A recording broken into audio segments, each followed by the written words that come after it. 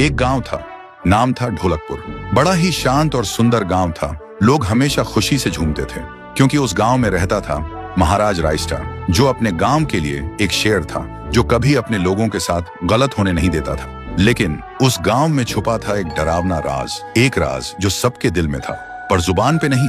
गांव के बीच एक सूखा हुआ पेड़ था जिसे लोग कहते थे श्रापित पेड़। ना कोई उसके पास जाता, ना कोई उससे आंख मिलाता। हर पूर्णिमा के अगले दिन उस पेड़ के नीचे एक लाश मिलती थी।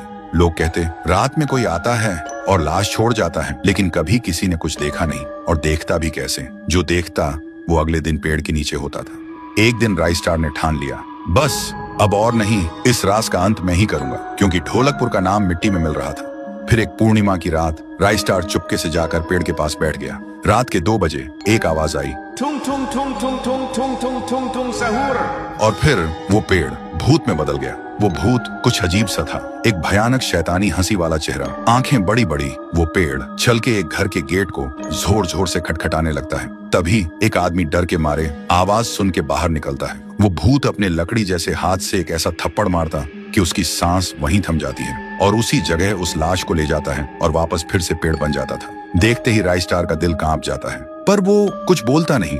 सुबह लोग भीड़ में जमा हुए और रायस्टार ने पहली बार उस पेड़ से बात करने की कोशिश की। पेड़ के अंदर से एक आवाज निकली, क्या तुम सब भूल गए मुझे? रायस्टार बोलता है, तू कौन है? पेड़ बोलता है, मैं हूँ ठुन ठुन ठुन साहुर। एक वक्त था जब मैं भी इस गांव का एक प्यारा सा बच्चा था, लेकिन 100 साल पहले मुझे इसी पेड़ से रस्सी बांधकर उल्टा लटका दिया गया, गांव वालों की आंखों के सामने, और मेरी मौत को तमाशा बना दिया गया, सिर्फ इसलिए क्योंकि मैंने एक राज देख लिया था जो लोग छुपाना चाहते थे।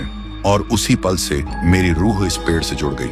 उस दिन से मैं इंसान नहीं, एक सज्जा बन गया, और हर पूर्णिमा में एक राजदार को चुनता हूँ और फिर उसे उसकी खामोशी का हिसाब देता हूँ। रायस्टार बोलता है, लेकिन अब तो वो लोग मर चुके हैं ना, जो तेरा कसूरवार थे। अब तू मासूम लोगों को क्यों मार रहा है? पेड़ कुछ देर चुप रहता है, फिर बोलता है, ठीक है, बस एक बार मुझे याद करो, एक दिया जला दो, फिर मैं कभी किसी को नहीं मारूंगा। फिर रात में सब लोग आते हैं, एक एक दिया जलाते हैं, और तभी पेड़ अपने आप से आग पकड़ लेता है और आखिर में मुक्ति मिलती ठुन ठुन ठुन साहुर को।